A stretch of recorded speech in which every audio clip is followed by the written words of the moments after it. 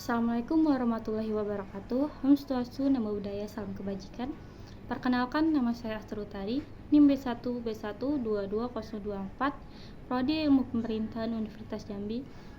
Tujuan saya membuat video ini yaitu untuk memenuhi tugas mata kuliah Potensi Keuangan Daerah Berbasis Lingkungan yang diampu oleh Bapak Alfa Beriansyah, SIP, MIP.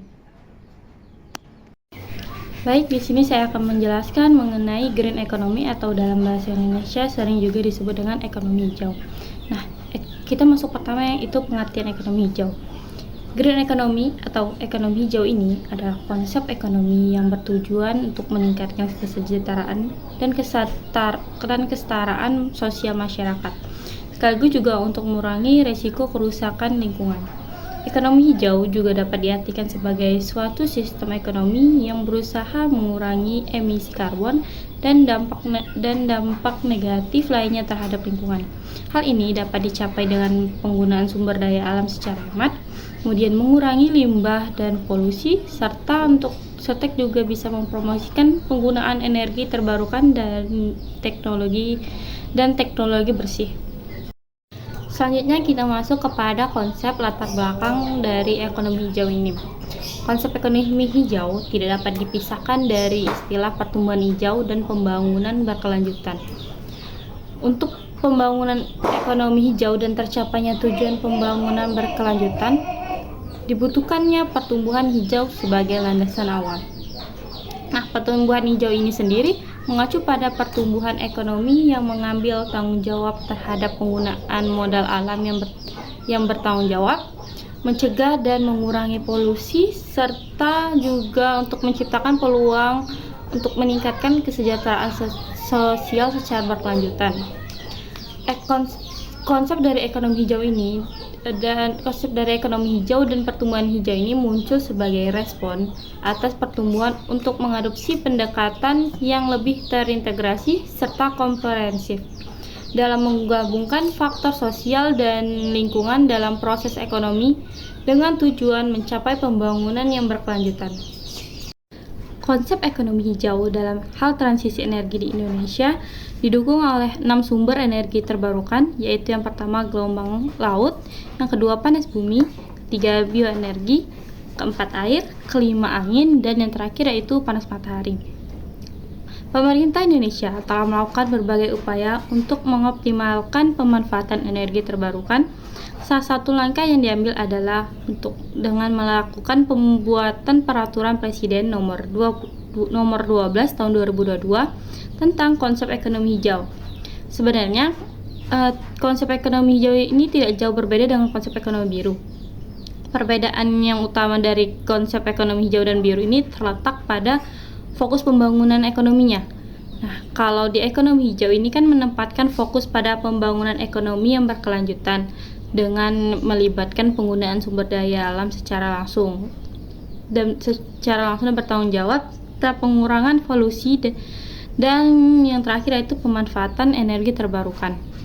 Sedangkan konsep pada ekonomi biru atau blue economy lebih difokuskan pada pembangunan ekonomi yang berkelanjutan di sektor kelautan dengan menekankan pentingnya pelestarian dan pengelolaan ekosistem laut yang berkelanjutan. Selanjutnya kita masuk ke sejarah dari ekonomi hijau.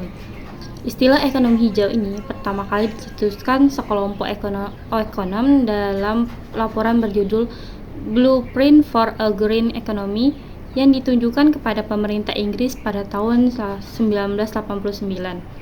Laporan ini berisi saran bagi pemerintah Inggris untuk melakukan pembangunan berkelanjutan. Istilah ekonomi hijau kembali dimunculkan pada tahun 2008 lewat diskusi kebijakan terhadap berbagai krisis global.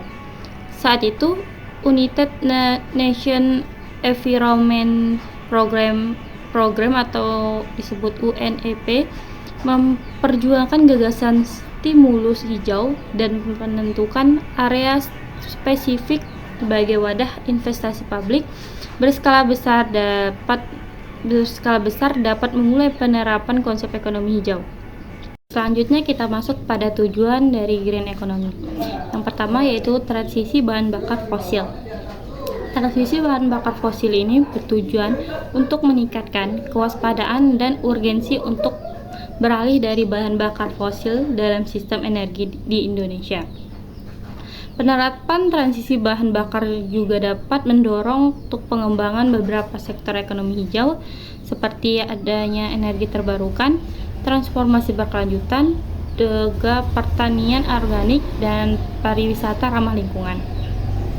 Kemudian yang kedua yaitu terdapat optimalisasi dan efisiensi energi. Paket kerja ini bertujuan untuk mengoptimalkan penerapan efisien energi dan yang mengarah pada sistem dekarbonisasi energi di Indonesia, serta untuk mempromosikan penggunaan energi terbarukan. Langkah-langkah dalam program ini antara lain yaitu untuk penerapan teknologi energi bersih, investasi dalam infrastruktur energi terbarukan, dan peningkatan kesadaran akan pentingnya efisiensi energi ini. Kemudian selanjutnya yang ketiga yaitu terdapat mitigasi perubahan iklim. Paket kerja selanjutnya ini adalah mitigasi perubahan iklim untuk memperkuat kebijakan mitigasi perubahan iklim dalam negeri. Paket kerja ini berkaitan dengan upaya pengurangan polusi dan dampak lingkungan negatif dari sektor industri. Baik, selanjutnya kita masuk ke manfaat dari ekonomi hijau. Nah, selain untuk melindungi lingkungan, ekonomi hijau ini memiliki manfaat luas di berbagai aspek. Berikut akan saya jelaskan manfaat-manfaat tersebut. Manfaat itu yang pertama yaitu peningkatan lapangan pekerjaan. Investasi dalam ekonomi hijau diperkirakan mampu untuk menciptakan lapangan kerja sekitar 7 sampai dengan 10 lipat lebih banyak dibanding investasi konvensional. Hal ini terjadi karena sektor-sektor hijau cenderung menggunakan lebih banyak tenaga kerja manusia alias padat karya. Kemudian yang kedua yaitu adanya pengurangan limbah. Pengurangan limbah dalam ekonomi hijau ini berkontribusi dalam mengurangi limbah dengan estimasi penurunan sekitar 18-52% dibandingkan dengan bisnis konvensional. Hal ini berdampak penurunan emisi gas rumah kaca sebesar 126 juta ton karbon dioksida. Kemudian yang ketiga yaitu terdapat ketahanan pangan lebih stabil. Nah, ketahanan pangan lebih stabil ini dalam ekonomi hijau ini berdampak positif terhadap ketahanan pangan nasional. Dengan menerapkan prinsip-prinsip ini, dengan menerapkan prinsip-prinsip green economy ini, perubahan iklim yang dapat berdampak negatif terhadap hasil pertanian dan kelautan dapat dicegah sehingga ketahanan pangan menjadi lebih stabil. Kemudian yang keempat atau yang terakhir yaitu peningkatan produk domestik bruto di Indonesia. Nah, selain membuka lapangan kerja baru di Indonesia, ekonomi hijau atau green economy ini berpotensi meningkatkan produk domestik bruto atau biasa disebut dengan PDB Indonesia secara signifikan. Berdasarkan kajian Kementerian Perencanaan Pembangunan Nasional atau Badan Perencanaan Pembangunan Nasional, penerapan ekonomi hijau dapat meningkatkan PDB Indonesia sekitar 593 triliun hingga sampai dengan 638 triliun pada tahun 2030 yang akan datang. Demikian materi mengenai green economy atau ekonomi hijau yang dapat saya sampaikan.